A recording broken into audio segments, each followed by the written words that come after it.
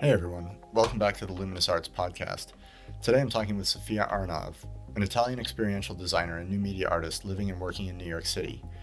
I met Sofia on a trip to Brooklyn back in 2019. She was working for Fake Love, the experiential advertising company by the New York Times. In January 2020, she became the Senior Experiential Designer on the experience team of PepsiCo's Design and Innovation Center. Originally from Milan, she's had a very international journey to get where she is today. Like me, she's obsessed with creating interactive installation art and using technology to communicate in unique ways. We have a great conversation about how our work has changed since COVID, how the creative process is adapting to life in isolation, and how we can all stay connected despite the shift in the social paradigm. We only had about an hour to talk, and I think we both could have kept going for a lot longer, but it was a great conversation, and I'm definitely looking forward to the next time we get to hang out.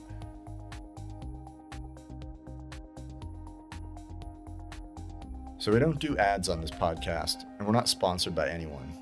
This podcast is a labor of love, a personal project born out of my desire to talk to cool people about the art that inspires me.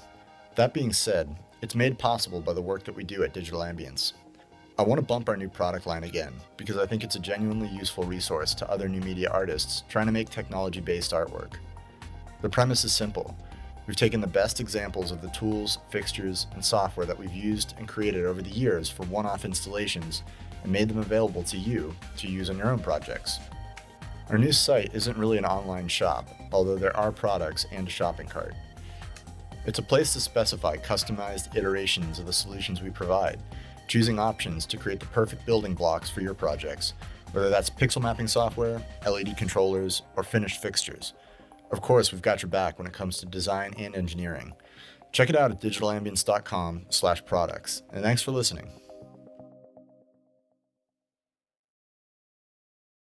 So welcome to the Luminous Podcast, Sofia. How are you doing? Hi, Rob. I'm good. Thank you for having me. I'm flattered. Yeah, absolutely. Ever since we met back in New York, I was like, you do badass work.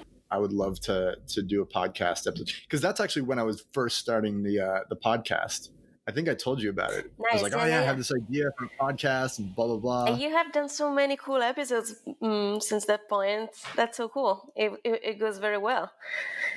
You know, man, it's like, I just picked my favorite artists. I was like, there's a couple people that I keep asking me, like, I'm honored. When are we going to do the episode? And they're like, yeah, we'll do it. And then I can't get in touch with them. Oh, I am truly honored, really. Not that big a deal. You have such interesting characters that it's such a pleasure to be considered to be part of that selection. So thank you again. Yeah. So what is it? It's like 6:30 or almost 7? No, it's almost 6. What time is it in New York? Almost 7 in New York. Yeah. Almost 7. Still light. Yeah, it's the middle of the afternoon, but I'm going to drink a beer anyway. Right. Nice. What time is it in LA now? 3 hours? It's 4. 4 hours. Oh, yeah, 4. Yeah, 4 o'clock. That sounds right. So are you guys coming out of the other side of the COVID lockdown? Seems like you guys are doing the best out of the entire country right now. Yeah, actually, New York is the one place that is doing better, which is interesting given the situation we were in, just a few months ago. And now it's good. And, everyone is a bit stressed about what's going to happen in the autumn. Is it going to come back? But for now, we're all still in quarantine. And till, probably next year, we'll see how it goes. Yeah. Well, I mean, so Spain was until just recently, a good friend of mine lives in Barcelona. And she was saying that everything was, when they ended the lockdown, it was just like back to normal. Yeah. And now they're back to it, right? Yeah. Well, they locked down again because of the second wave, and now everybody's locking back down again. Although I have a sensation that all Europe, even the worst, the places that are doing the worst, is still kind of better than the American numbers. So, oh my God, we're really at the bottom. We're number one, right? We're number one. We truly are. Oh man, yeah. So, when's the last time you were in Europe? It's been a while now. It's a year. I went last Christmas. I usually go in the summer too, but this year obviously it's been impossible. And hopefully I can go back in Christmas again. I'm not sure if they allow us from America back. Maybe citizens, yes, but I need to check. I would like that. It's been ages. I miss Italy. I miss Rome and Milan and just the places where I grew up. It's nice to come back every while. Yeah. You were born in Milan. That's what your profile says, yeah? Yeah. I was born in Milan. Then I moved to Rome for my high school, and then I left home pretty early. When I was 18, I went to London and I studied at Central St. Martin's for the graphic design BA. And I was there. I lived there for 4 years in total, and then I moved now to New York for the last. It's been now 5 years, I think. I moved to do my master in design and technology at Parsons, and then after that, I started working, and we're here. And time flies. It's been already 5 years. It's crazy. Yeah, man. You have a master's degree, and that's awesome. It was I've fun. been in Milan. I've been to Milan once, and I was there, and I met with a couple different artist groups in and around Milan. They were like, I wish I could remember the name of the group, but they were basically they were in this little farmhouse that they had taken and renovated into a studio space. Oh, that sounds And amazing. yeah, they were kind of like an interactive design agency. They were much more focused on like AR and software. Right. Not so much like hardware and like physical installations, but more, yeah. Nice. Only one person spoke English, but we definitely connected. You intended each other through gestures, I assume. But no, Yeah, that's absolutely. wonderful. The nice thing of Europe is the rental prices are much lower than the U.S. and it's kind of nice for artists because it allows you to have more easily space that you can access to have workshops, to have a studio, to do anything that like even implies that you need space and materials. I was thinking, for example, I love to do pottery as a personal practice, and that's such a like an intense space and time intense and matter intense technique that you need an oven, you need the wet materials, you need the wheel. It would be nice to have a space to be able to do that, but New York doesn't have the space, but it has everything else you could ever want. Do you get to practice? Do you get to practice your pottery? I Your art? usually did once a week, but now all the studios are closed, so not having the materials, the tools at home, I just have to wait for the quarantine to end. But I am confident it will come back. I'm confident Oh, of everything course. before or after will come back. Yeah. Yeah, it's really important to have like a physical trade or craft. I think it, especially for digital artists, we kind of get lost in the virtual. And Absolutely. I actually love craft and traditional craft. It's funny. I started with craft. My career, my education really started with the first thing was illustration, and then there was print design and a lot of screen printing and book binding, and again like sculpture and working with clay. It really all started wood cutting, like a lot of crafty techniques. And in fact, I then studied digital, interactive, and virtual, but we always come back to physical. I think I personally believe, design wise, my preference, and I also think most of people that interact with the world, there is a connection to the physical. You cannot just interact digitally. There is not the same deep connection that is created. And I think that's also why I think now during COVID, everyone is trying to transfer everything to the virtual world. Even we try to recreate everything virtually. We try to recreate the experience of an exhibition virtually, the experience of like moving through space virtually, meeting people virtually. I think it works it's a fun gimmick at the beginning. It's a fun thing to try now that we're all locked down, but I think it's essential that we go back to some tangible experiences. Even it doesn't have to necessarily be interactive, but the contemplation of something physical is huge. Yeah. Well, we're physical beings. You know what I mean? We like live in our bodies. And I don't think you can have effective digital art unless it has some kind of connection or hook to the real world. Yeah. You know what I mean? Like if it's completely abstract, it just doesn't connect. Absolutely. I agree. I think that it will definitely get back to interacting and being together in person. We have to, because we're social animals. Like you can't. Even what we're doing here, it's like it's better because I can see your face, right? Yeah. And I can see your facial expressions, but it's not the same. No, And it's certainly not the have same. In the future, I think we will have to come back to interact with each other, but we will have to think of different ways to do it, which mainly is also involving the outdoors, because it's something that really improves the situation, pandemic wise. And it's interesting to see how much time now even we're spending. I'm seeing myself going to the park on the weekends to have picnics with friends, or like things that I would never do before. It would be going to museums, it would be going to bars, it would be going to restaurants, to homes, but never really to the outdoors to meet. And maybe it's because we are used to the city, we're city animals, but I love this new experience of going back to it. Have you gone camping at all? Not camping, but that's a wonderful idea. I need a car for that. But yes. So in the Bay Area, it seems Yeah. like the entire world, like the entire city goes camping every weekend. Oh yeah, that's a And thing.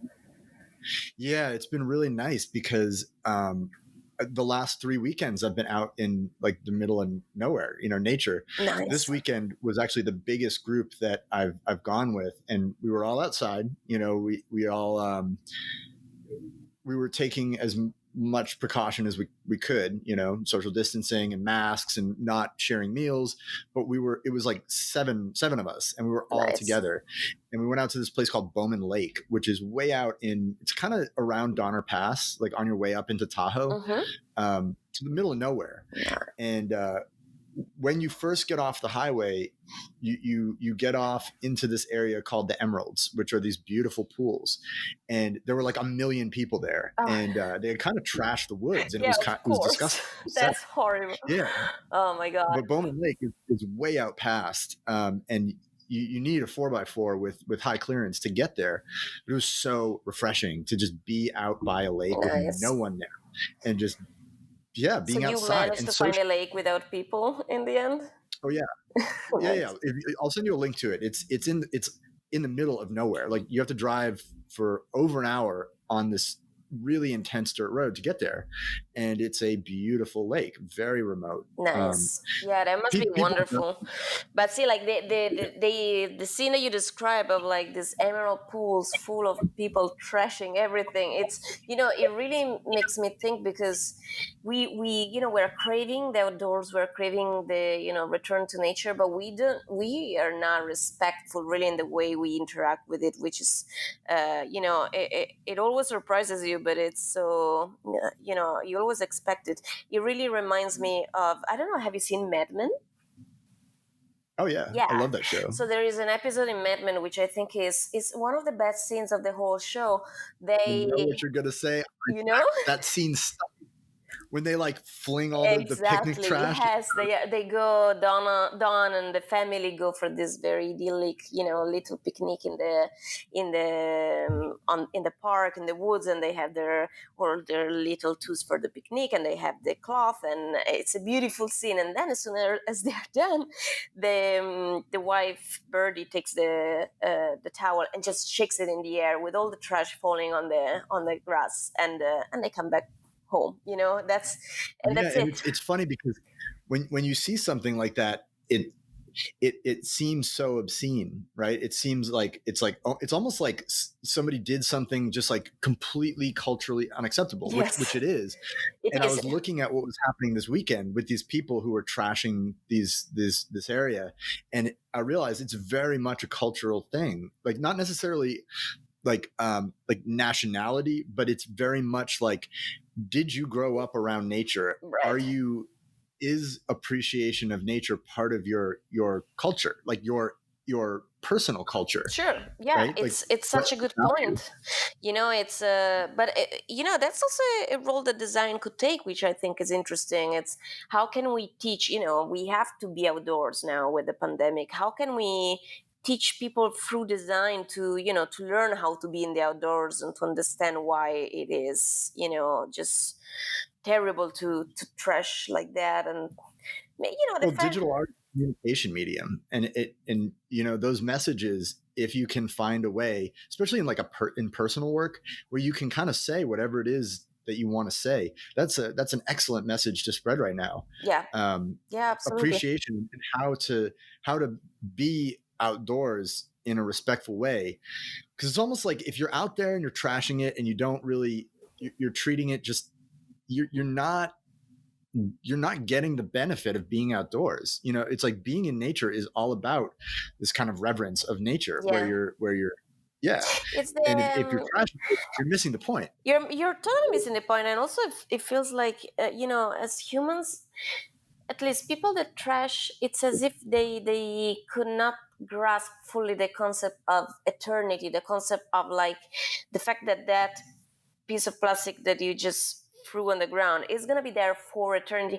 And I think the idea of time is something that really, like, the immensity of it is, if they could see, in proportions, if they, they come back to the city and that piece of plastic is gone forever, so it's out of their vision. That's why they do it, because in theory it is gone for them. They're never going to see that again.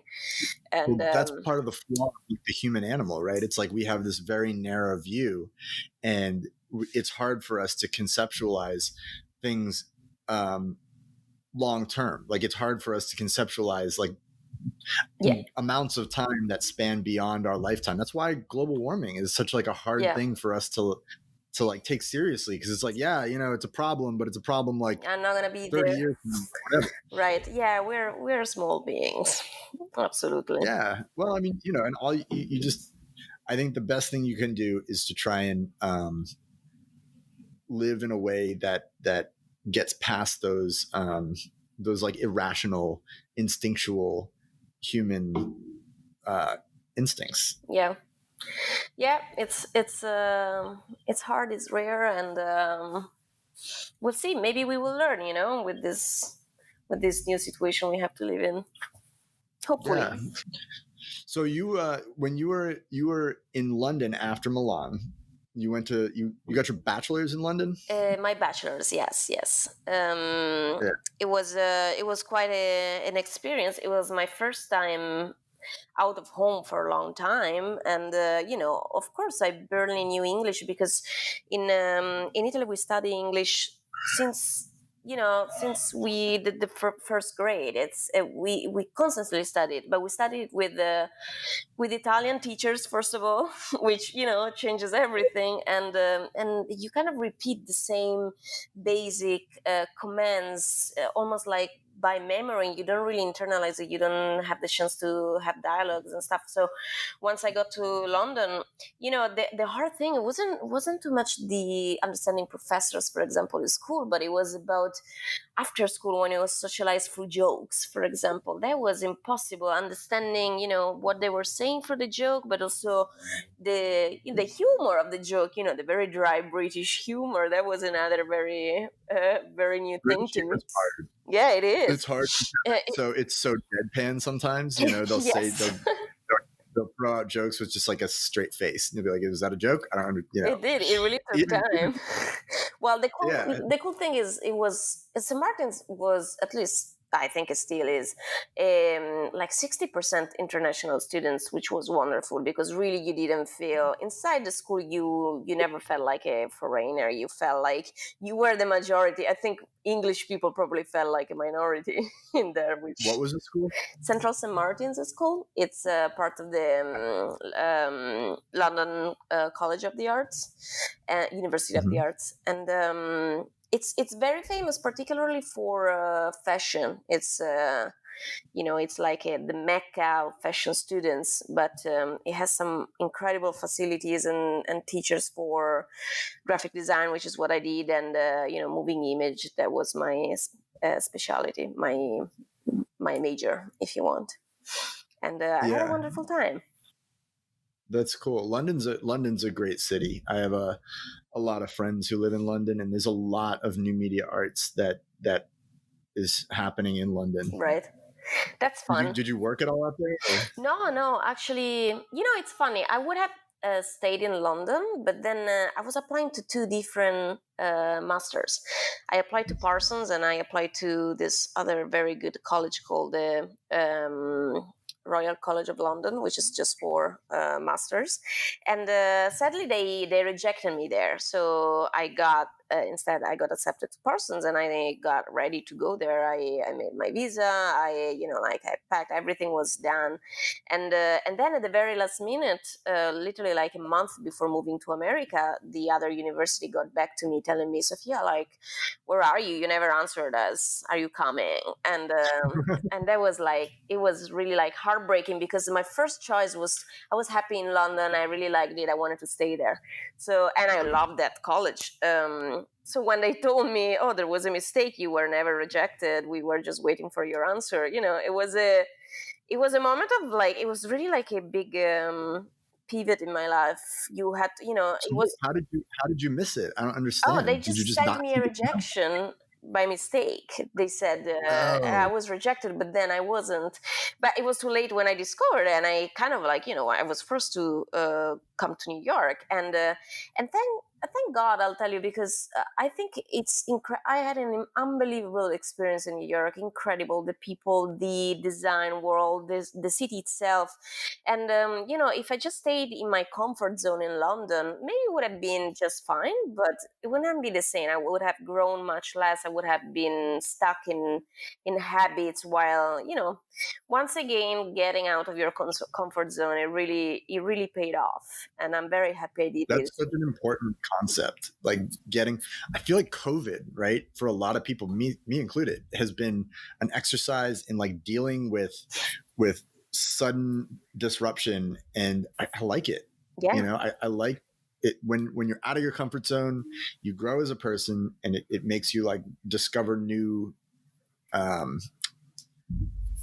talents and new passions. Of course. I mean, it's everything. It's, challenge and limitations. Even for design, honestly, I think the more limitation, the better always. It's the work you come out with once you have a very precise brief and a very restrictive brief, I think is always the best, because you have to deal with a lot of challenges, and it really forces you to solve a problem, to find a solution to something given. And I love that about design. And I'll tell you, if I had to ever teach design, I would say the first thing would be to get out of your comfort zone, not just design wise, but life wise. Get out of your city. Try to, if you can, obviously try to, like look for scholarships, look for even just places that don't feel right at the beginning. They just don't make you feel easy, if that's okay. Like, you really have to go through that, I think, to grow and to get better. And well, so much of what you produce as an artist is what you're surrounded by. Totally, right? Like the people and the place. So it's almost like by changing up your environment, you can access different parts of your artistic like core. Yeah. You know what I mean? Because there are different filters around you that you express it through. And I'm sure for you, when you went from fake love to your current job, that was like kind of an example of that. Yeah. It was like flipping a switch, So instead of being around the same people, Absolutely. Mm. Also, was my first time to, moving to PepsiCo. I started working for the brand itself. While before that, I always worked for agencies, and it's similar in many ways. There are clients in the same way. If you want just external versus internal in your own company, but it's really fun to see how it is to to own the belief and the ethos behind a brand, and to know what the brand wants and be the one that can bring it to life. And I think it's very exciting. And then again, like knowing the customers, the consumers that you have to deal with, it's very important. And I think that having traveled in time, having moved from Italy to Europe to America, it gives you an insight to who you are designing for, and everyone is different. You design for different targets, and every time you move, also your design should change. And knowing the bigger picture of what people want where, that really is important, because you can't assume that the same design can work very well for a certain city rather than another, or another country, or another age of Yeah. yeah. So you start with fake love right out of your master's? Yeah, actually, I started Fake Love. I had an internship there. Then I was hired full time as a junior, and then I just grew my way up. I stayed there 3 years, and it was wonderful. Fake Love. For who doesn't know, was a company, an agency that worked with design and interaction, and design and technology, particularly to create experiences for brands of every kind, from banks to retail to fashion to food and culinary institutions to festivals. And that was the beautiful thing about it. Every time the brief changed drastically, and every time the challenge was different, and the goal and the people we were working with were very different, and it really made you learn specifically about such precise things. Like I would have to make, for example, interaction, an installation for a brand of, I don't know, baby dolls, imagine. And so for a month, it would be a dive deep into just the world of baby dolls. Then it would be something, for example, for tourism, and work for Costa Rica, for example. Then it's all about learning the vibes and the beliefs and the sides of that country. Then you move again and you are into retail. You go into, I don't know, shoe design. I really appreciated how we would have fast projects that would really dive you deep into the specifics of an object or a realm of design. It was very fun. And Give me an example. Like what was an example of like a physical installation you did? yeah, You're well, talking about like a product, right? yeah, totally. Well, for example, we worked for Dyson. Dyson was asking us to create product display fixtures for different kinds of festivals. And one of the festival was, for example, Fast Company, which is a certain kind of target, a certain kind of people, startups, and that kind of vibe. Then the other festival would be PetCon, which is a gigantic convention in Javits Center in New York for pet owners, because obviously Dyson also Yeah. has tools for pets and grooming, and it was very fun. Like to design for such different targets, such different people, and also to like to be able to summarize the brand identity through product display. Like how do you bring the design forward while also making it easy for people to interact with. And that was one project. Another project was, for example, an installation we did in downtown for Costa Rica itself. So, advertising the tourism in Costa Rica. And so the beautiful sides of the country, from the peaceful side of it to the sustainability to the beautiful nature and flora and fauna. And so we did an immersive installation in which people would, how can you spend literally 5 minutes into a space that feels like Costa Rica? That was the brief, right? And so it was a lot of How did you do the immersive installation? Like it, what was it? it was a You fun know, mix how, of architecture, so exterior, how does the architecture of Costa Rica look like, and then it would be combined with feeling like diving into the rainforest of Costa Rica. So it would be a big collaboration with the plant designers that would create these beautiful layouts of plants, and then we would use projection mapping and three-dimensional sounds and 3D props to literally create an environment that, metaphorically and realistically brings you to the smells, the sounds, and the visions of Costa Rica. And so you can see that's it was cool. very, very different. And but at the same way, also PepsiCo owns incredibly different products in beverage, food, and nutrition that really span from energy drinks to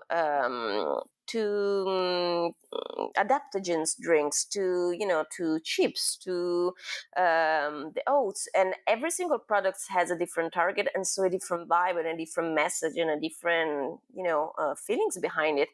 And so even though I work for one brand, every day I have challenges to really try to summarize and to encapsulate different feelings that are connected to every brand, sub brand. So are you designing the experiences, or are you working with the technology? Yeah, so I design the experiences, but I work in the PepsiCo Design and Innovation Center, and the very belief and the very mission of the center is to create experiences using technology, design, and innovation generally to create a deeper connection between the brands and people. And so sometimes we can create experiences that are heavy in technology. Sometimes maybe it's all about craft, or it's all about multisensorial tangible experiences. Sometimes instead it could be virtual, it could be augmented, or it could be a digital interpretation of something. So it really depends, and that's what I like about it. You really get to touch. We collaborate with so many different kind of designers, from packaging to product. I am an experienced designer, but there are other specialists in the office, and then obviously there are specialists of other fields. There are alchemists and food designers and innovators. Generally, it's like a big Do you get to startup work of with other innovators. artists? What is it? Do you get to work with other artists? Yeah, absolutely. Pepsi did some beautiful collaborations with for Life Water, for example, in which we really wanted to get the. We collaborated through visuals, so that many different artists would give their different takes on the product, and it's fun. There is always an opportunity to collaborate, to feed each others with inspiration, and it's a beautiful environment. Really, really, I think still growing, always adding new challenges, new brands, new innovation to everyone's daily lives. That's cool. That's cool that they let you work with other artists. I think that's, for me, that's like one of the big things. Like I get really bored if I can't, reach out and work with other creatives. Yeah, It helps the creative process. It makes you like think new ideas when you can bounce it off somebody else who's also an artist. So they'll have absolutely. a totally different spin on it. Yeah, no, we collaborate with external artists, and then inside the center we all are artists. We are designers, but I feel like every single person I met in the office has its own independent practice and independent body of work that could be completely different from what they do in the office. And it's a group of innovators and people that really like to experience, to try new things, to bring to the world new things. And yeah, it's a very fun it's a fun place, I'll tell you. Yeah. So what kinds of installations are you working on now? No one can be around each other. So what does that look like? Well, we're already getting ready for installations for next year because, before us, after we know that things will come back. And, maybe we know that things will come back. Maybe what changes is the way we interact with these installations. So, we are trying to focus on creating experiences that are clearly safe for people to dive into. So, like, how do we use design to make sure that things that the surfaces they touch are safe, or even just to allow them to interact with things without necessarily touching, which is something that was essential of our worlds before COVID. And now what happens when whatever you touch is alarming, right? So how can we use technology and design to create installations that still let you create a connection between you and the environment, but without necessarily using your hands? So what else can you use? Can you use your movement? Can you use your Seems like a job for AR. no, but AR and well, that's the cool thing. I think AR is super powerful, but it's not my cup of tea. Is I still love the physical, and I think AR is fun. It's surprising at the beginning, but I can't it's not the see. real thing. Yeah, I mean, like, I think there are plenty of artists that really focus on that. I personally like the physical, and so in the same way, like, there are a ton of sensors that let you use the input of your body to generate an output that can be video, audio, or any sense. And those are, we're talking about Kinect, for example. We're talking about movement sensors, temperature sensors, biodata sensors, everything. There are so many interesting physical computing things that let us interact without touching, with just by being. So the installations that we've been doing have become more and more tied in with like building management. So Yeah, we'll do a physical installation, like a big chandelier or something, but we'll tie the behavior of that chandelier in with the building management system. So, the absolutely. motion sensors, the occupancy sensors, how much electricity is a room or a given area using at any given time? What's the traffic flow like? How many people are leaving and entering? Yeah, and All of these. those are essential, not just as data driving devices, knowing how many people interact with the installation, but also creating interactions with the installation itself. And I think it's very fun. I'm glad you're using it a lot. I think you will When you find. start to look at installations as like almost a display for data visualization, Mm-hmm, you know what I mean? Like how can we visualize the data? For example, like for a brand, how many people are consuming or interacting with our product? You could come up with some really cool ways of visualizing that mm-hmm. data that would make it more digestible and Yeah, more interesting, just like a chart. yeah. You know what I mean?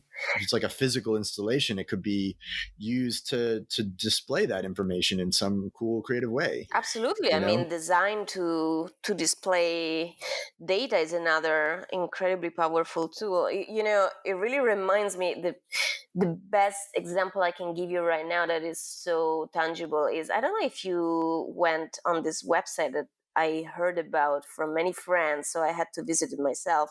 It's a website that uses mapping and like data visualization to show you the disparity between richness and wealth in the world. So basically, we are talking you about mean just like income levels or income levels. No, yeah, literally what we own. And what it yeah, yeah, what it does is it compares, for example, how only 400 richest people in the world own so much all together, that we could use an infinitesimal part of that income to literally like solve the world's problem, from poverty to inequity. And I've seen a website that's kind of like that, and I feel like it's almost like it hits the same part of your brain that like thinking about infinity does, yeah, or yeah. like when you think about like insanely large periods of time, it's impossible to like conceptualize Yeah, you the can't. what does $100 billion, like what is that, But what what does that is number it? And design really shows you, I think that's a wonderfully used design device to to show you amounts that we can't even conceive, and it really it really puts things in place and in proportions, and it's wonderful. That's a really smart way of using design. So do you guys do any physical installations like using that principle? Do you guys do like what is a typical not even what is a typical, what is tell me what the favorite installation you've done for this particular company, for Well, PepsiCo? sadly, I haven't done any physical installation yet because everything I was working on got shut because I started in everything closed for this period. Any game, any festival. Both Europe and America had to postpone things.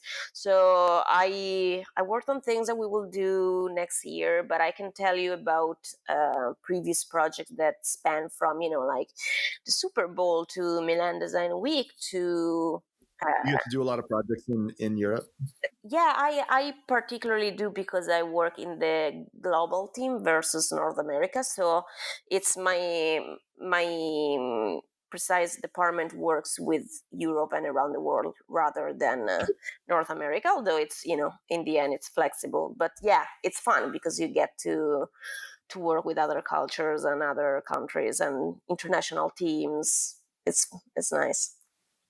Yeah, I have a whole different perspective on design after going and spending time in Europe, Oh, really? specifically Europe. Yeah, I mean, Europe has a really mature aesthetic, and the artists in like the art scene in Europe is particularly developed. Even more so than the United States. Like there's a lot of artists in the United States that are doing amazing things, but I feel like the fine arts is a more developed practice, Right. yeah, it's taken more seriously. More people have been doing it for longer. Sure. The government supports it, and that adds something to the art scene in Europe that the United States doesn't have. And I see. like Latin America has also has a very unique art scene. Right. But I feel like especially Europe, it's got history. You know what Yeah, I mean? well, for sure. I think, as you're saying, it's all connected to history, and Europe is certainly very good at that. We start learning art and history of art, and the practical skills, from sculpting to modeling clay to illustrations and fine art, and yeah, a lot of people, for example, follow the fine art path, and it is beautiful. I am very proud of the fact that Europe gives so much value to the craft, really, and traditional techniques. On the other side, like I feel like the beautiful thing about America is that it really, if you want, Europe has a very has a good handle on the past, while if you want America and new fast growing places like Asia, London too, I think they give you an opportunity to explore untouched fields more than more than some parts of Europe, or at least from my So I experience. guess what I'm trying to say, it's not necessarily the fine art scene that I'm talking about, but it's the culture of fine arts that lends itself to more meaningful new media art. I see. For example, when I was over, I mean, there's tons of really modern design firms doing cutting edge work in Europe. Yeah. But they bring to it this sense of fine art because there's such a culture of fine art in Europe. They're surrounded by fine art. So I see I what feel you're like, saying. take an advertising agency, you could do things in Europe for a European brand that wouldn't really work here in the United States because People don't have those complexity of references concepts. also. Yeah, like Of deeper course. meanings in your works of art, messaging that. That is true. Yeah. That is the beautiful thing Europe is, there is a history embedded almost in our blood, so that you study it or not, you're always exposed to it. It's in you. It's a reference that you will always get, and it's something that when we make things as designers from Europe, I think it's always there. The inspiration from we have thousands of years of inspiration that come through somehow. Yeah, and it's funny because every culture in Europe is different. German art so different than Italian new media art. Yeah, right. Yeah, absolutely. Fuse. Do you know Fuse Factory in Italy? Yeah. Yeah. So I mean, just take the art that they do and then compare it to like, a German firm like White Void. It's like you can feel it, right? You look at their art and you're like, oh yeah, these guys are German. That's funny. Well, yeah, it's a mix of the past, and then the new trends are very different country to country. That's also a beautiful thing about Europe, I think. In such as in a relatively small area of space, there are so many different cultures and currents and avant-garde movements that you can explore by driving 2 hours of car, an hour of plane. You can be already in a complete different culture, and that's something beautiful that before or after I would like to re-experience. But for now, see, I did that a couple of years ago. I want to do it again. Yeah? I want to go to Europe and just do like a trip and just visit different new media artists and art groups. Yeah, that would it's be so wonderful. easy. It's like, hey, let's hang out. Let's drink a beer. Let's have a conversation. Everybody loves talking about themselves. They do. Yeah. No, it's a wonderful idea. Do you have it in plan? Maybe. I guess maybe this situation. Leave the country. Yeah, right. Step one. Yeah. Step one. It's gonna be a while. Yeah, exactly. Get over COVID. Before or after? Yeah, I assume maybe 2021. By the end of the year, maybe we can hope for.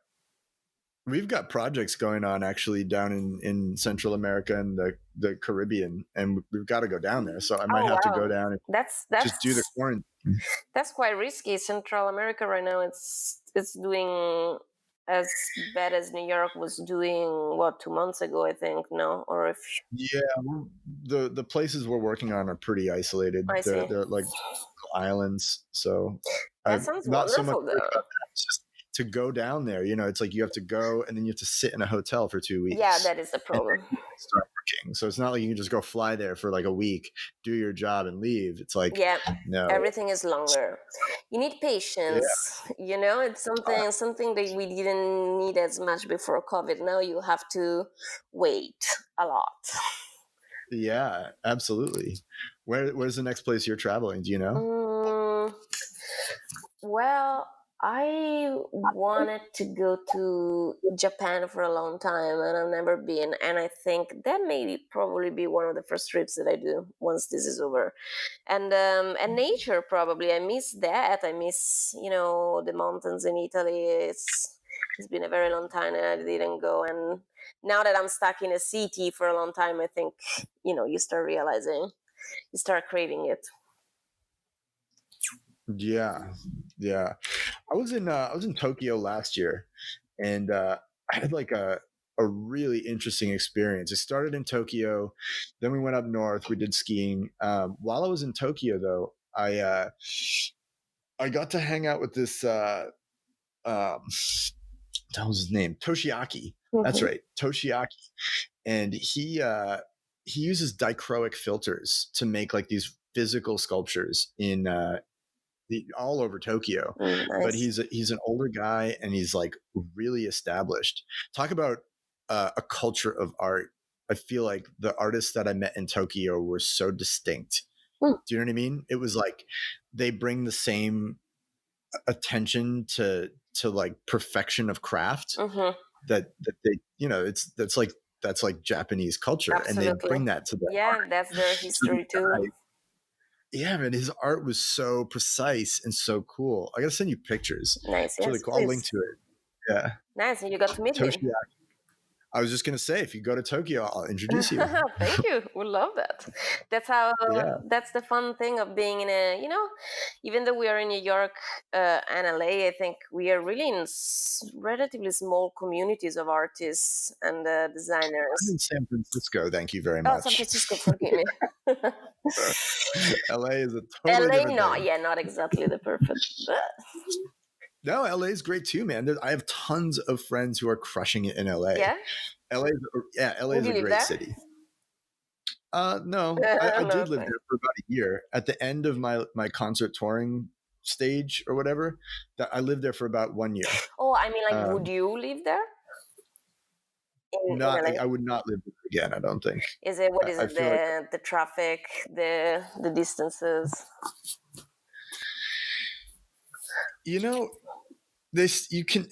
every city has like a personality. You know what I mean? Mm-hmm. It's like, yes, cities are composed of like a bazillion different people, but every city has like a vibe. And And you didn't like LA's vibe? I liked elements of LA, Yeah.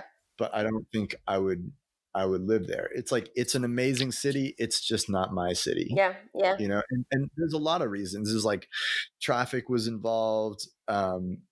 But really it's like, it's the, I don't know how to say this graciously.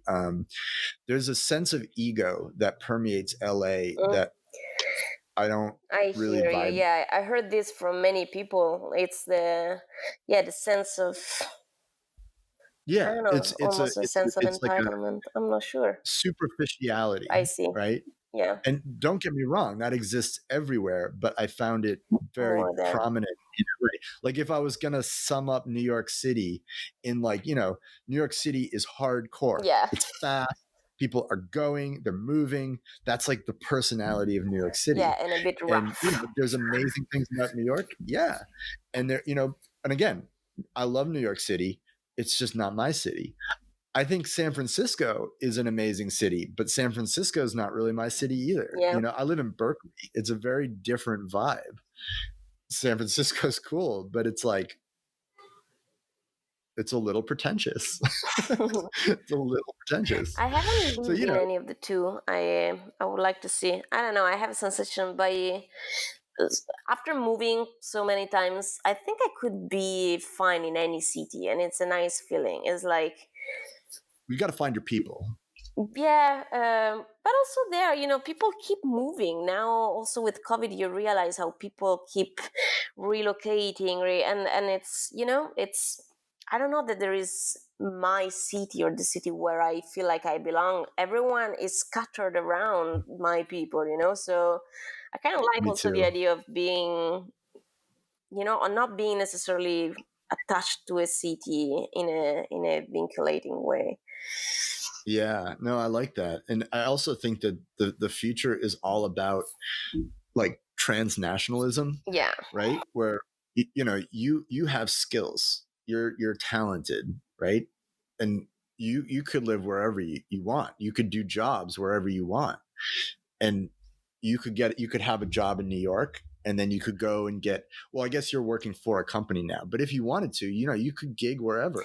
Yeah, It's like, in theory. maybe I'll do a job in San Francisco now. I'll do a job in New York Right. in 6 months. I'll do another job in Milan Right. next year. It's And like, the working remotely, I think that before or after it will start being a more accepted. It already started becoming more accepted. I'm wondering in the future if, will we need to be in the city where our job is located? Maybe not necessarily. I don't think you will. I think that this event, this COVID event, has broken that seal, where it's nice to be in the same place with the people that you work with. Like, I think it's much more efficient and natural to be in the same room with somebody that you're collaborating with. Yeah.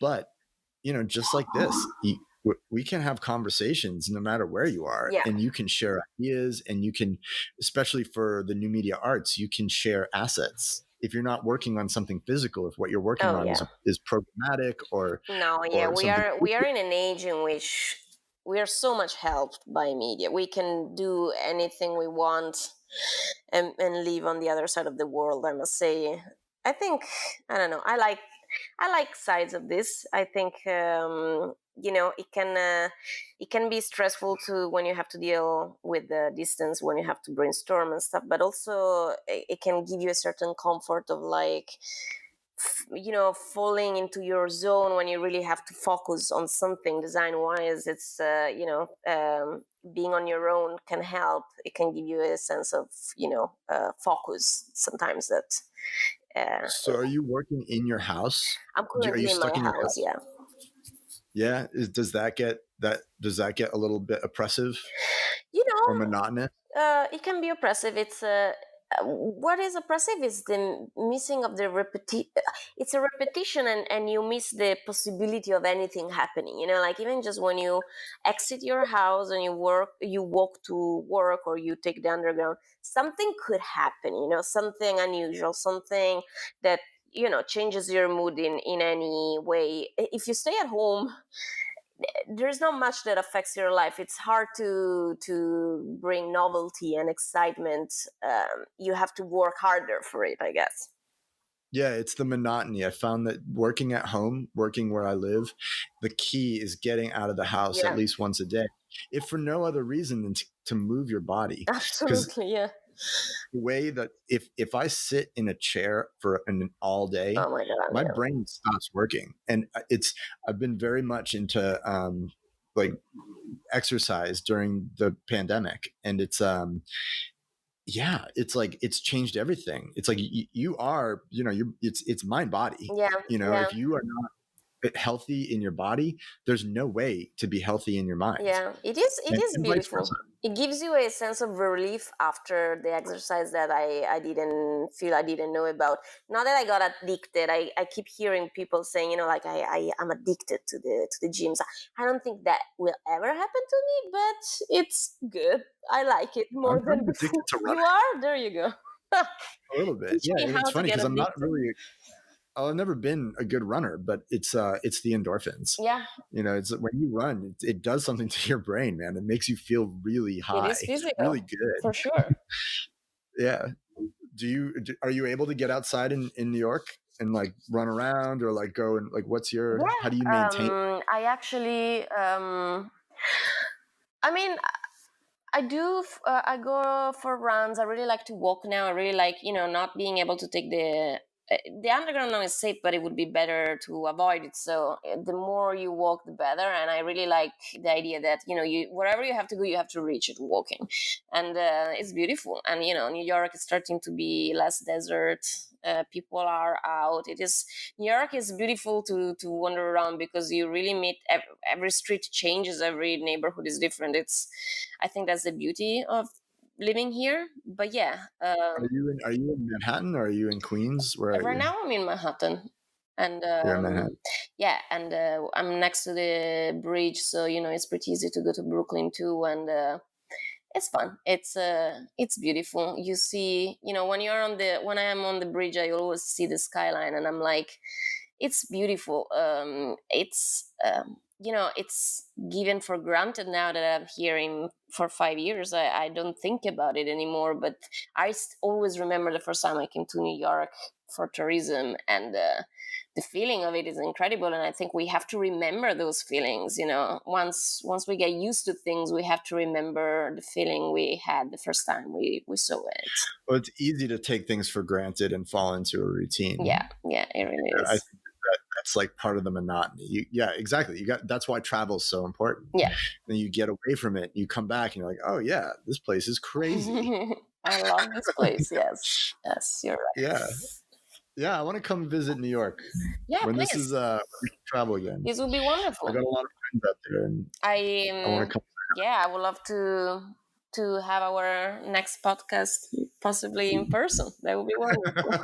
I know it's so weird, man. I usually try and do these in person, and it's so weird to do them all It virtual. is, yeah. But But I our think, setup is pretty good now, though. It's we've got it pretty dialed, so yeah, no, I'm I happy. really like this. Honestly, I had a great time, and I love to talk. This was Yeah, wonderful. yeah, yeah. It's good. I'm glad that we did this. Yeah, thank you so much again, and I'm flattered you consider me for this. Of course. Yeah, I know you got to get out of here. So, But yeah, I'll hit you up next time I'm in New York, and we should just keep me posted on what you're I will. doing and I'll keep you updated, projects you're and working on. you do the same. And I'm sure we will see each other before we even imagine. Time flies. You'll see. Time does fly. All right. All right.